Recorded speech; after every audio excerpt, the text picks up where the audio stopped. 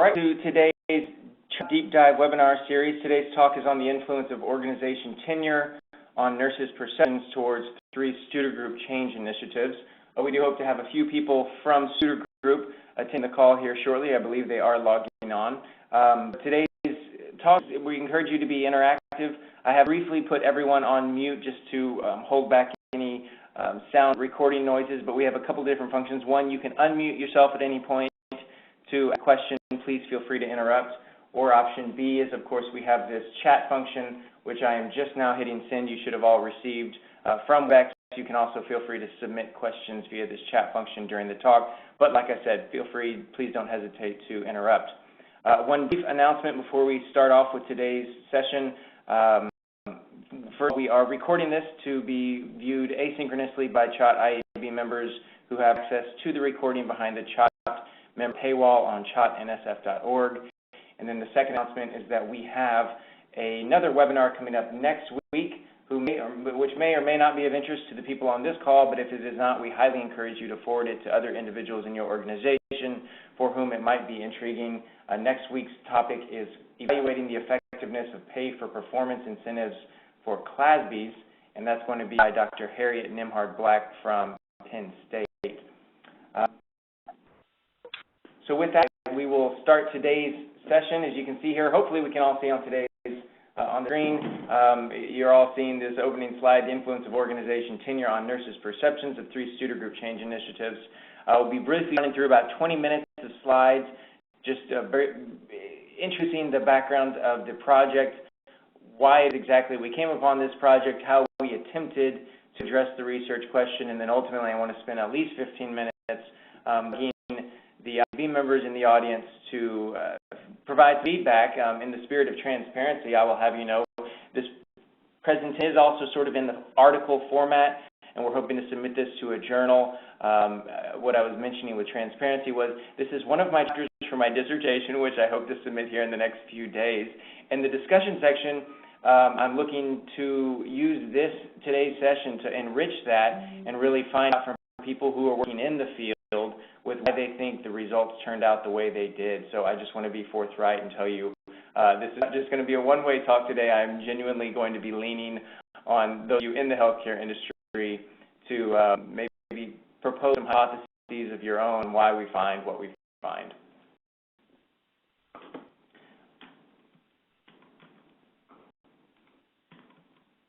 All right, so that, of course, today health organizations are going through dozens of ongoing system-level change initiatives that might be due to external environmental changes, policy shifts, or internal issues that the organization is having to compete, let's say, for market share. Unfortunately, most of that ends up on the nurses. We know nurses are typically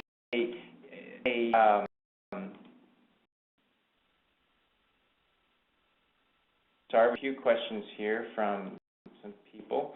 We know that nurses are obviously, by design, sometimes the way that these change initiatives are introduced, the target, given that despite that organizations are continuing to employ more of their physicians, nurses continue to be these high-leverage change recipients.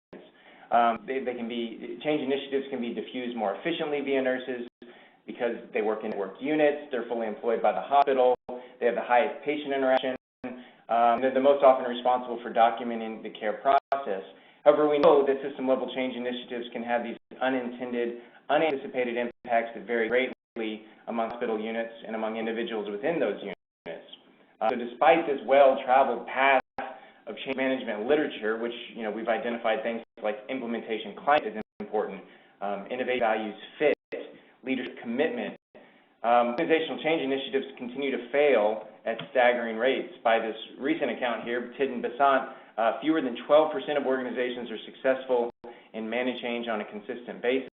Now that the reason for the comic strip, you can imagine, is despite this failure rate being so high, we continue to just throw change initiative after change initiative after change initiative at the nurses. And there you can see, hopefully you can read that, it says you're in a hospital, Nurse Hill.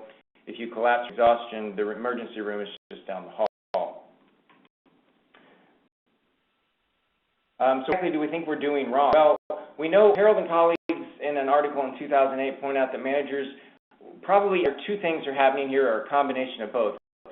A, maybe just not applying what we've identified in the literature. So, for example, implementation climate or the type of change initiative, we're going about it wrong. That's one option, but again, we've got a lot of research on sort of what we need to do, sort of the antecedents for success for these change initiatives in the organization. So we don't really think it's necessarily A. What we are leaning towards is that maybe, in fact, it's going to be B, that the focus of the change management practices has been obscured by other important factors that ultimately shape people's reactions to change. So it's this concept of a molar versus molecular. Maybe that we shouldn't be looking for a silver bullet initiative. We should be more paying attention to the change recipient and finding out what it is exactly, in which context are those change initiatives better received than in other cases. So again here, focus on this second option that's produced this arm of molecular versus molar research. And this molecular arm is basically saying, again, let's dive deep into each individual organization and try to find out the local context and the composition of the organization that may, in fact, be sort of contributing to that 12% failure rate we saw on the previous slide.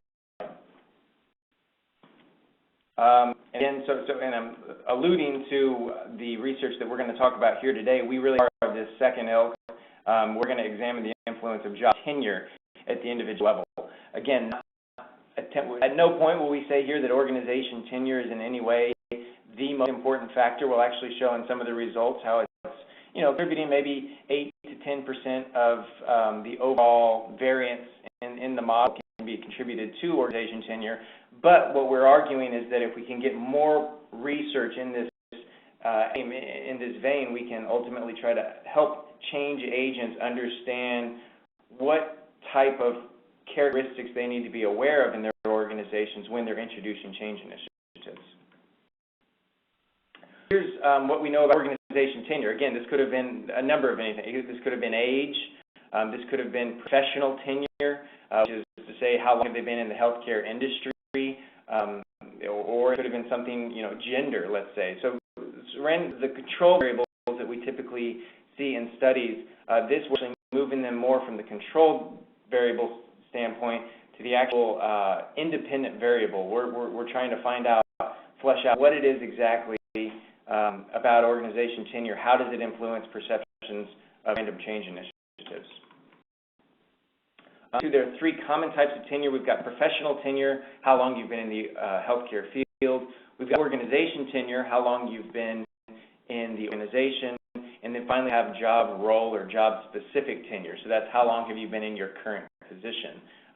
We'll talk about the three of them today, but for the most part, we're focusing on organization tenure. So from a management perspective, we're hoping to engage and equip managers with the necessary tools to understand, okay, given this, maybe your unit 31, we know that this is full of a bunch of nurses who have been in the organization for 20 plus years. Meanwhile, Unit 32 has a bunch of rookie nurses, and we should be aware of how we should go about, if we're introducing a system-level change initiative, how might that manager go about implementing that same change initiative differently between Unit 31 and 32. However, we have had some research on this, and as you can see here, we've mixed results. Active organizational commitment has been shown to both increase with tenure, decrease with tenure, and exhibit these U-shaped trends as well. So we're all over the board as far as, well, what is the rule of organization tenure? Is it linear? Is it non-linear?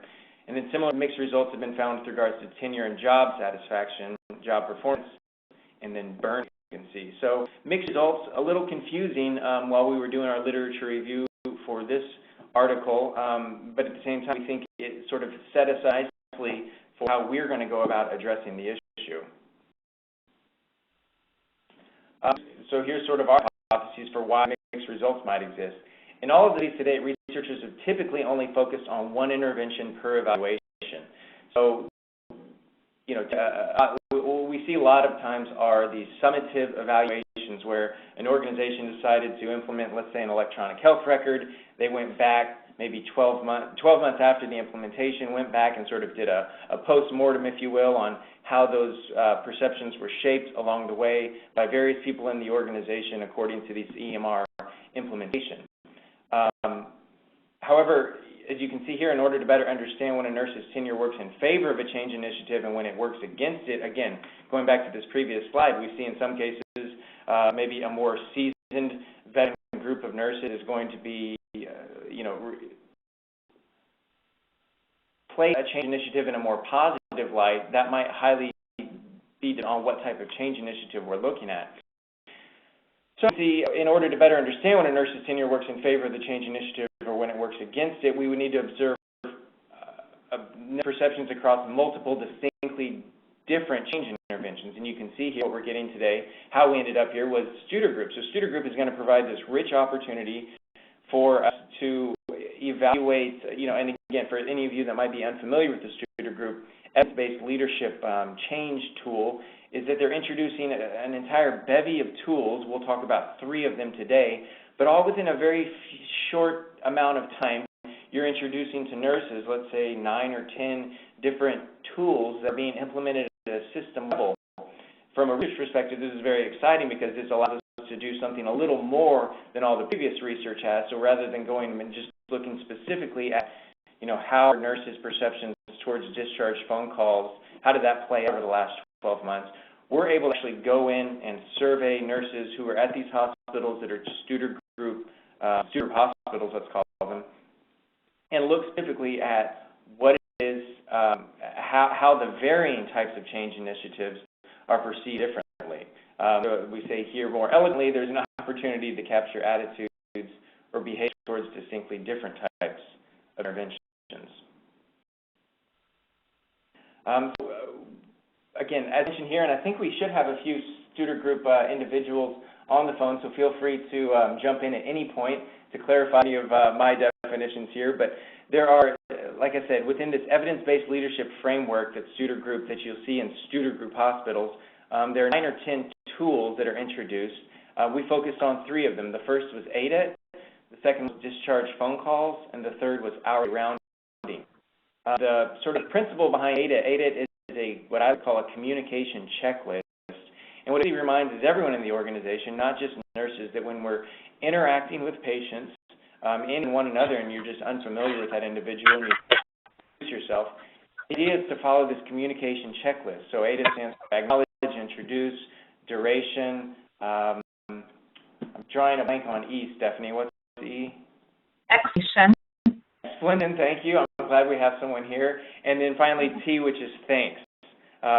And basically, it's just a simple checklist, a model that people can follow in their mentally to make sure that when they're coming to the patient's room or they're introducing themselves to patients' families in the hallways, if they follow this rubric, it really creates this nice environment, really at a sort of a cultural level, that a person can walk into any organization on any floor. In the case of the study target that we'll talk about today, a multi-hospital system, regardless of which hospital I go to, I can expect to be greeted, communicated with via this metric. Is that a fair explanation for ADA?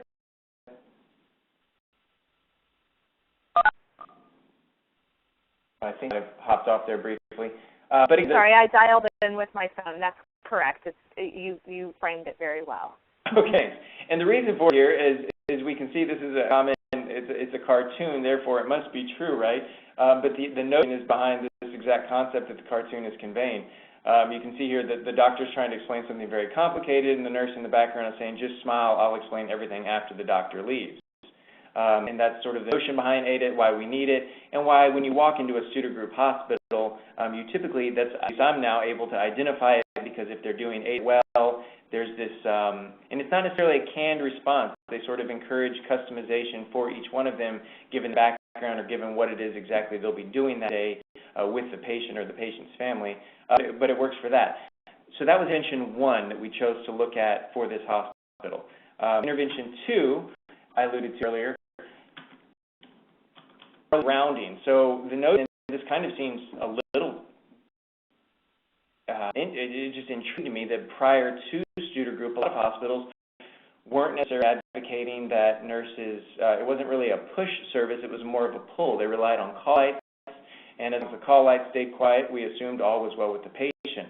Hourly rounding is one of the Studer Group tools is coming in and is basically prescribing that nurses every single hour, within every 60 minutes of awake hours, a nurse be rounding on their patients, finding out what it is exactly they need. I think there's sort of a pain, potty, and pantry notion, which is, are you in pain? How are you doing?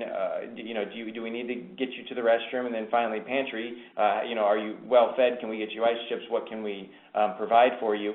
And the notion behind it, the Studer Group's got some evidence behind, is that this sort of increases patient satisfaction and reduces patient anxiety. As you can see here, there's sort of an unintended pain position. Thank you, Stephanie. Stephanie's using the chat function here, reminding me of the things I'm drawing short on hour rounding. But the unintended consequences that we're seeing and hearing from some nurses is that in this cartoon here, just give me and my legs a few minutes to recover from that 12-hour shift I just worked. So with intervention 2. The third is discharge phone calls, which is yet another tool of Studer Group's evidence-based leadership toolkit, with the idea being that within, I believe it's 72 hours of discharge, every patient is reached by the hospital to make sure they made it home okay, to make sure they understood their prescription, that they received proper discharge instructions, and it's really been a very beneficial tool for a lot of nurses in the sense of now that we're being dinged for readmissions, that follow up with the patient at home to sort of try to prevent these preventable readmissions. The issue, of course, here is that we've got the reason for my cartoon here, and it's very tongue-in-cheek, but keep in mind most nurses that are receiving this intervention have never in their life been sort of trained how to work with the phone. So this is a little quite sarcasm in this one, but how your nurses, this is a great tool. We don't doubt, I don't think many nurses doubt that it's beneficial for the patient, but how exactly is it being perceived by nurses, given that maybe prior to the Studer Group intervention, they had never, ever been responsible for calling their patients after discharge. That represents the third intervention. So again, just going over the three again, we've got ADET, hourly rounding, and discharge phone calls. So that's sort of and setting up the questions so that we could find out what are sort of the impacts of organization tenure on nurse perceptions across these three distinct interventions. We devised an electronic survey that was designed to capture nurses' perceptions toward these through tools. Specifically, we came up with 3 subscales that we were interested in finding out. We didn't want to just do a do you like this, yes or no, one that wouldn't be published, and 2, the generalizability isn't that too helpful. So we broke it into 3 subscales. Their impact of, for let's say, ADET on patient care, the impact of ADET on unit work change, and then finally the impact of ADET on their individual work change. And then we combined these 3 subscales to sort of represent their overall perception. So today's talk, you might hear me say, how much do they, what are the perceptions of it? These are the 3 specific subscales that we were looking at. Each of the subscales has a number of different components to make sure we were measuring that which we said we were. Participants were medical surgery nurses at 4 hospitals in a large metropolitan academic health system.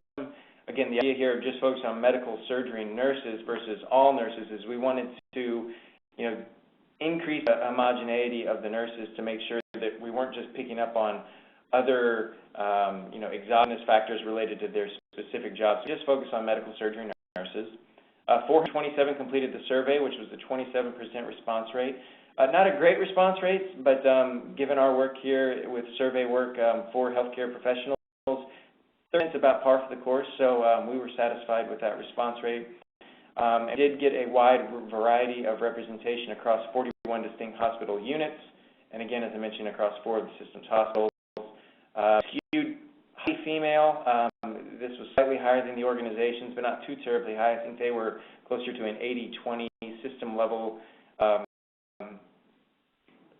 female organization. However, we weren't able to find out the specifics for med-surg nurses, so we're waiting on that data to come back before we can see if that's a statistically significant difference between our sample population and the overall population.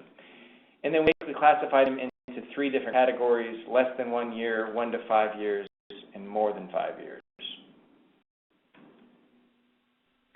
Three subs were derived. Factor scores were calculated for each of the three subscales. We used this thing called max rotation when we were doing the confirmatory factor analysis, and the scree test confirmed the presence of three factors in the overall instrument that we used. So we have a level of confidence that what we were asking, the answers we were getting back were actually in responses to the questions we were asking. We first performed a multiple analysis of variance to sort of protect us from this type 1 error rate that you get if you were just to individually look at the three different subscales and enter them on a single analysis of variance environment. You would have a type 1 error show up. So first we made sure that we would avoid that by performing the multiple analysis of variance, and then once we satisfied that threshold, then we were able to go forward with the ANOVAs. Saw some post hoc tests as well, Chaffee's method. All right, so here's the results. I've got these in two formats here today because I want to make sure that we're conveying the results accurately. Please intervene here at any point if we have any questions. I've got table and graphical format. Here we've got the three here across the three subscales. So here, just looking at ADET, what we're looking for are statistically significant differences between the nurses who came, what we're going to call the rookie nurses, who came at under 1 year within the organization, 1 to 5 years, and then greater than 5 years tenure in the organization. Anytime you see something in bold, what this is basically implying is that there is a statistically significant difference between this and the next category up. So in this case, there was a statistically significant difference for it on perceptions towards the impact on patient care. We did not find a difference between those who had been in the organization for less than 1 year compared to those who had been in the organization for 1 to 5. But we find a significant difference between those in 1 to 5, what I'll call the intermediate tenure nurses, and the veteran nurses. And then the last column, what it's saying is we did find a statistically significant difference between the veteran nurses and looping back here to the rookie nurses. So if you see, for instance, if we look at the impact of ADET on unit work change, all three of these are bold, which is basically implying there was a statistically significant difference between all three in a linear fashion. As you can see, that we're going from a positive canonical variable here to almost 0 to a negative, which is basically saying, you know, the older, the longer you had been in the organization, the less you looked at its impact on unit work change in a less favorable light. So basically, we've got a pretty similar number here to 0. If you've got a positive variable here, that's saying you looked at it more favorably. If you've got a negative variable, you're looking at it less favorably. In ADET, for the most part, we see a nice linear function here, and I'll show you exactly. I'll just give you some time here to look through some of these others. Getting to hourly rounding's impact on patient care, the only difference we could find was between the veteran nurses and the rookie nurses. And then once we moved down to discharge phone call, we only had one, which is right here. There was a statistically significant difference between veteran nurses and rookie nurses on unit work change, the impact of discharge phone calls on unit work change. Let's look at these graphically, though, for those of you that maybe aren't don't prefer the table. We're just looking specifically at ADET. So again, across the top here, we've got our three subscales: patient care, unit work change, and individual job change. And we've got a really nice linear sort of degradation of their perceptions for it. And these are 95% confidence intervals. But what we see here is, let's just look at the impact of patient care, ADET on patient care. If you'd been in an organization less than 1 year, you thought pretty favorably about ADET. You said, you know what, I really believe this is helping patient care. Once we move to this intermediate category of nurses, though, we're approaching 0, which is kind of saying, well, you know, we see some benefits, but we also see some cons. And then finally, once we get to our seasoned veteran group here, this is a negative number. They're looking at it a lot less favorably than, say, the rookies or the intermediates. Nice linear function here. Similar to work change, if you can see here, though, this confidence interval is approaching the mean here. So we definitely have a statistically significant difference between the the rookie nurses and the intermediate, and even more so the rookie nurses compared to the veterans.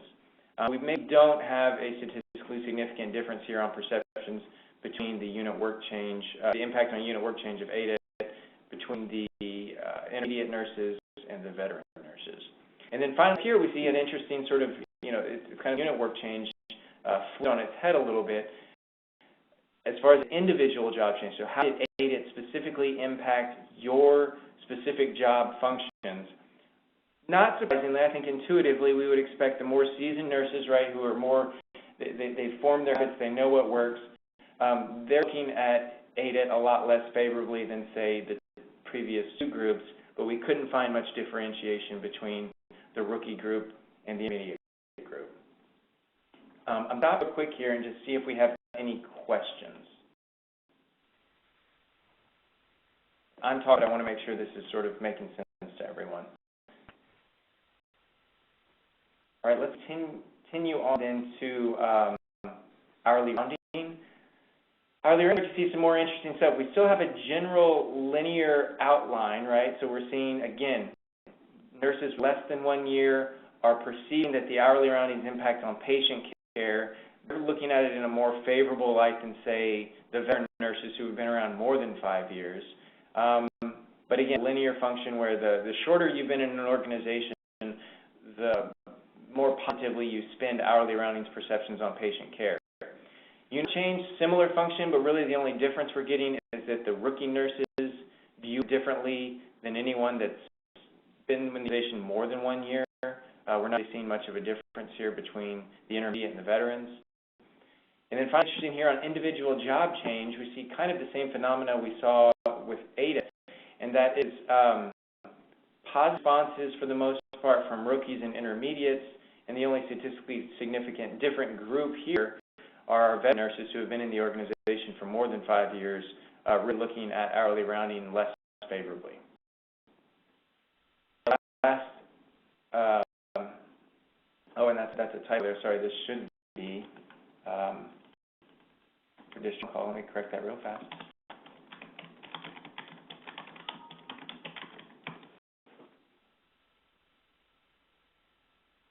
Finally, these phone calls, now we're sort of seeing our linear function go out the door, which is very intriguing, right? This sort of gets to the notion of when we're doing this research, maybe the reason we were getting mixed results earlier was because, previous research was getting mixed results, was because you're only looking at one intervention. That specific intervention is going to have different results than another intervention. We're seeing here with discharge phone calls. Discharge phone calls now, we're actually seeing, either no difference across the three groups, or, we're actually seeing just a little bit, maybe statistically significant, but we're seeing that nurses for the first time with more than 5 years are doing the impact on patient care higher than those with 1 to 5 years. So our linear degradation is gone out the window, and now we're beginning to look at maybe a U-shaped type response pattern. Once we look at the individual job change, organization tenure really didn't matter. So looking at, then again, across these three different interventions, I'll just keep flipping here back and forth so you can see how the data is morphing based on intervention. I think this is just validation that when we're doing types of evaluations, it really is important that we look across multiple interventions before we cast any broad assumptions about the importance or the nature of organization tenure. What this is sort of showing is organization tenure does matter in some cases, but it may be more dependent on the type of intervention. All right, Steph, you have a question. Would you like to ask that now? I'm not sure if you covered this and I just missed it. For the discharge phone calls, were these centralized discharge phone calls or decentralized? Good question. So yes, and could you maybe you can do a better job explaining that it's up, I believe, correct me if I'm wrong, it's up to the organization whether they're going to do centralized or decentralized. In our organization that we were studying, they started out entirely decentralized. They only very, very recently here, this was 3 years ago, the student group intervention began, and then it was about 18 months, well, about 24 months ago that we did this survey. They were at that time only discharge phone calls. They were only decentralized discharge phone calls, and our sample size fell significantly here. I'm glad you're bringing this up. because we only included nurses who said, we had a checkbox list in the survey, if you yourself perform discharge phone calls. So there were a few units where they might pick maybe a nurse manager or a specific nurse to conduct all of the phone calls for that entire unit. We did not include those people in the sample size. So our 427, which was around for these 427 people, I think it were around 240 for discharge phone calls. So that's a great point. But does that answer your question? Yes, it does. So good point. Thank you for bringing that up.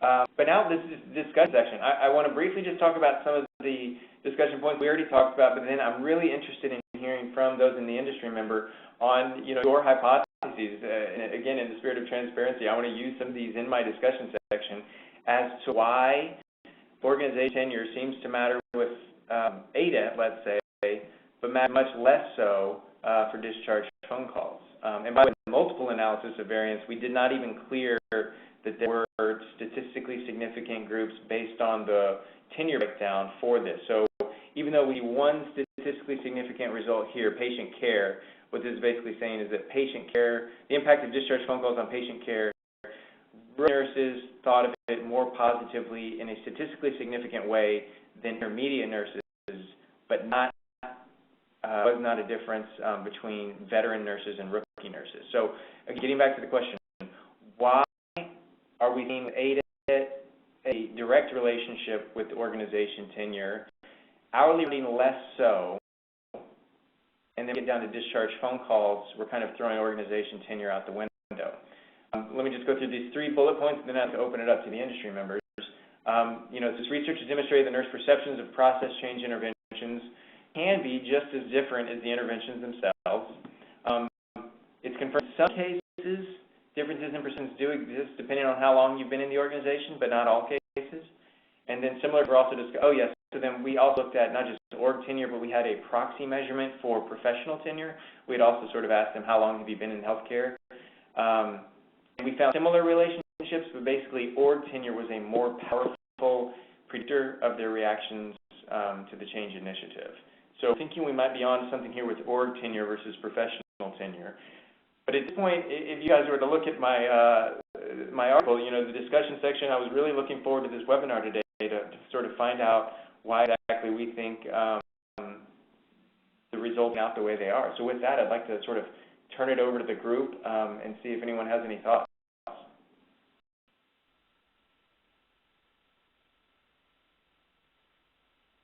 Instead of mute.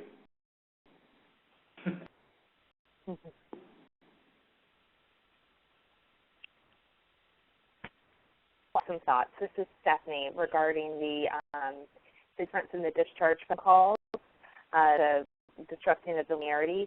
ADET and hourly rounding are both ADET versus a communication framework, so it takes discipline to adhere to. So based on research with initiate change in an organization, you go from being unconsciously competent, I know what I don't know, to being consciously incompetent with, oh my gosh, there's so much I don't know. And then you move to being consciously competent or skilled, which is you have to make a concerted effort to apply skills that you have acquired, and then to an unconsciously competent phase where it comes second nature, old hat. So when you do, the ADET framework can really help you implement the important parts of a conversation, of an effective conversation with a customer or a patient. Same when we're looking at tenure, but when you're old, sometimes you're like, I don't want to rearrange the way I deal with patients, and this isn't very helpful. I already have a way that I do everything. And when we move to hourly rounding, is a skill that is by far the hardest to implement and hardwire at our partner organizations. It's tough to round on all of your patients every single hour.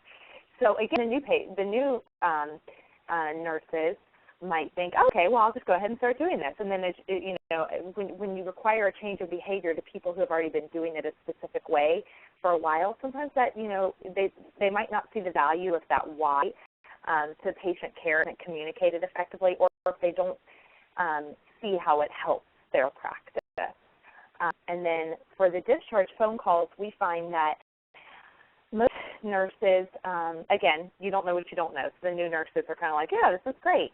The other nurses see that it's going to add a little bit more to their workload, but I surmise that with the jump back up with the more tenured nurses is that it reconnects them to the patient and they see the value in what a discharge phone call can be. And it really only takes one positive experience with a discharge phone call, and you call a patient and they're saying, well, I'm so glad you called because we're confused about this medicine, or so my chest has been tight, and one kind of save a life to see that impact can be made. And I can't speak to the unit work change, but I think that might be the reason for the patient care and be the flat for the individual job change.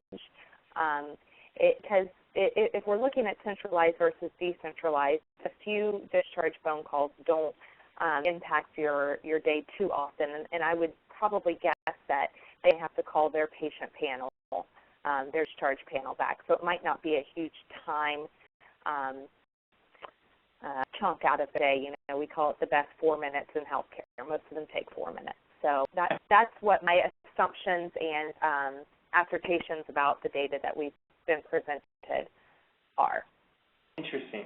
Can I pick your brain on one, though? So the one that I agree, I think some of these are more, the patient care for us, all three, is maybe more intuitive than maybe individual job change. When we see unit work change, I kind of get, my head kind of struggles to, well, it doesn't struggle to understand it, but, the questions were, how has this impacted my unit? So it was kind of looking for the selfless question where we weren't interested in saying, how has this impacted you, but how has this impacted other nurses?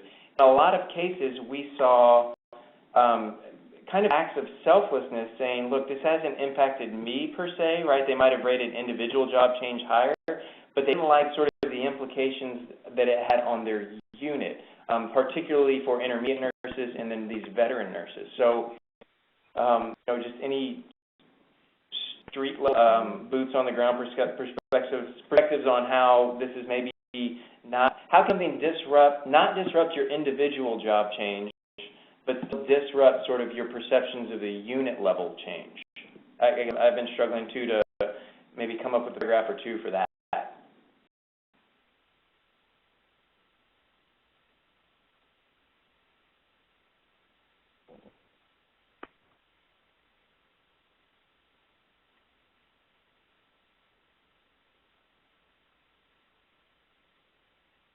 And my question will remain unanswered. Thank you guys so much. And my question will remain unanswered. Thank you guys so much. Yeah. Chew on it.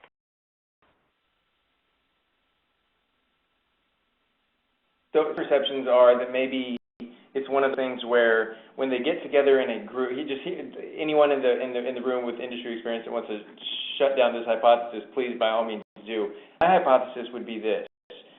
When nurses maybe are getting together in their little social circles or get-togethers and they're talking about the new intervention, maybe it's more common for them to say, what, this discharge phone call thing is really annoying me, or this hourly rounding thing, ugh.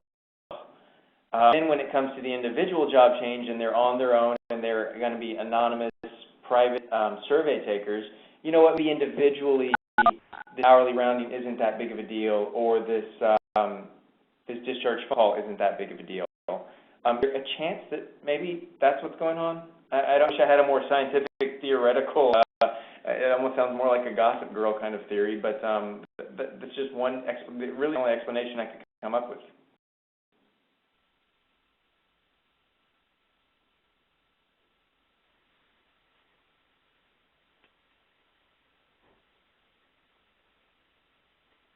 Appreciate everyone's time here today. I'll leave the floor here with one more opportunity for any questions or comments.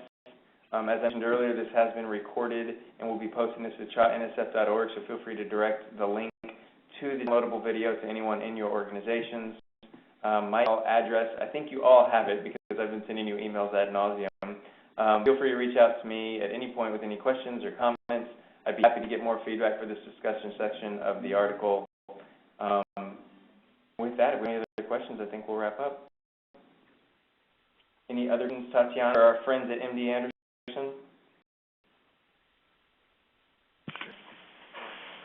We have a question Yes. Hi.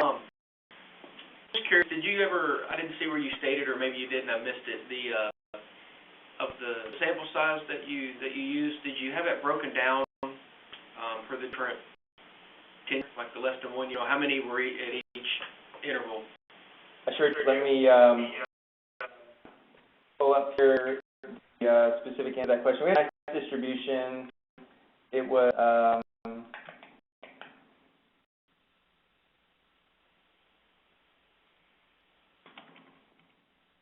here in the article. I didn't want to get too. I know with these webinars how if we're going to have some people that want to talk to staff or who just want to talk the more of the content. 427.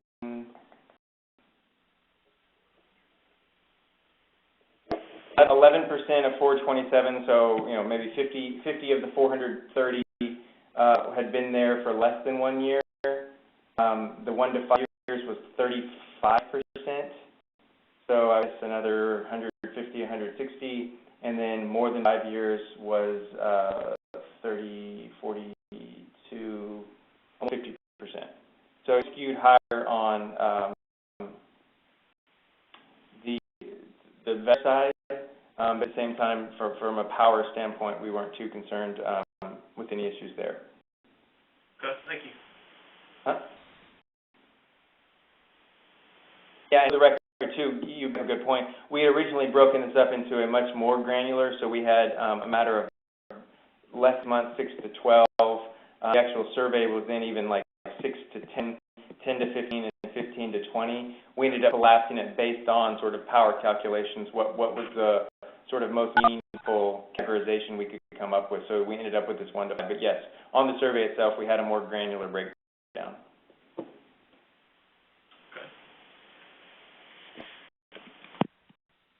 All right. Well, with that, I appreciate all of your time here today. I hope this has been a somewhat enjoyable lunch there to the people in D. Anderson. But we'll let you get back to your day. Feel free to email with any questions. I appreciate the feedback. Much, thanks. Thank you. Bye-bye.